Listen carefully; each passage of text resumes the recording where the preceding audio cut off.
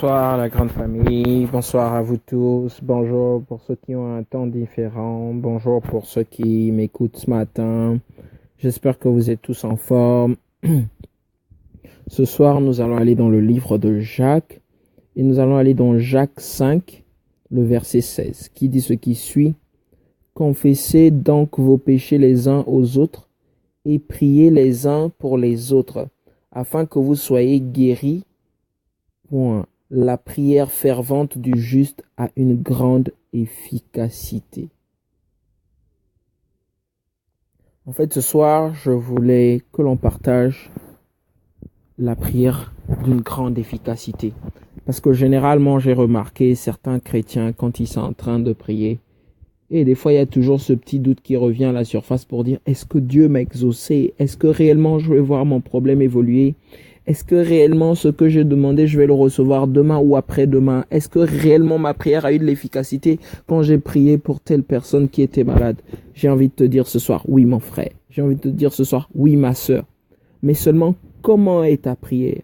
Est-ce que ta prière, elle est efficace? Parce qu'il y a un processus. On dit, confessez donc vos péchés les uns aux autres. Il faudrait que tu confesses tes péchés parce que la Bible déclare que notre corps est le temple de l'Esprit Saint. Et l'Esprit Saint ne peut pas s'installer dans un temple sale. Quand tu confesses tes péchés, tu te libères de tout fardeau. Quand tu confesses tes péchés, tu deviens propre. Quand tu confesses tes péchés, j'ai envie d'aller plus loin et dire...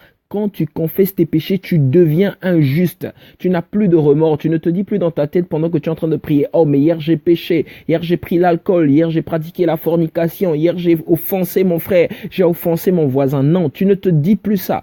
Quand tu te libères de tout péché dans ta tête, tu te dis, oui, maintenant mon Dieu va m'écouter parce que je suis libre, je suis juste. Et tu lui rappelles, Seigneur, en ce moment, je suis sûr que je suis juste parce que j'ai confessé mes péchés et je n'ai plus de remords. On dit, confessez donc vos péchés les uns aux autres. Tu peux le dire à un frère. Dis, frère, regarde ce que j'ai fait. Je voudrais que Dieu me pardonne. Je voudrais que tu intercèdes avec moi afin que ton Dieu me pardonne, afin que Dieu me pardonne de mes péchés. Je le confesse auprès de toi pour que tu m'aides, pour que tu intercèdes auprès de ton Dieu pour mon pardon. Et ensuite, la deuxième partie dit, afin que vous soyez guéris. Parce que le péché met en nous une maladie. Et cette maladie, je vais l'appeler ce soir être injuste. Tu as la maladie d'être injuste. Et la prière d'un injuste n'a pas une grande efficacité. Donc il faut demander à ton frère, prie pour moi afin que je sois guéri de cette maladie que le péché a mis en moi. Et plus loin, la parole dit, la prière fervente du juste a une grande efficacité. Cela veut dire que quand vous vous êtes donnez mutuellement vos péchés. Quand vous avez prié pour le pardon des péchés mutuellement, dites dans votre tête, dites avec foi que nous sommes guéris de ce péché, de cette maladie que le péché a mis en nous. Ensuite, vous êtes des justes. Et à ce moment, tu peux demander tout à ton Dieu. Je reviens encore en donnant un exemple. Un chrétien ne peut pas demander Dieu le pain. Un chrétien demande à Dieu plus que du pain. Un chrétien demande à Dieu la boulangerie. Un chrétien ne peut pas demander Seigneur, guéris-moi et puis demain peut-être que tu vas encore tomber malade. Non, demande à Dieu. Seigneur, je ne voudrais plus jamais tomber malade. Donne-moi la santé. La prière de ce soir est que je voudrais que tu demandes à Dieu, Seigneur, je voudrais être comme ton serviteur, avoir une prière d'une grande efficacité. J'aimerais de telle sorte que quand je demande quelque chose à mon Dieu, Seigneur, tellement elle agit rapidement, tellement je vois les faire rapidement pour que je partage mon témoignage. La Bible déclare qu'ils l'ont vaincu à cause du sang de l'agneau et de la puissance de leur témoignage, la parole de leur témoignage. Il faudrait que quand tu es juste, quand Dieu fait pour toi, que tu partages ce témoignage afin que d'autres personnes arrivent aussi à se dire, oui, Dieu est en train de faire pour la sœur X, pour le frère Y, il va aussi faire pour moi. Le processus, c'est celui-là.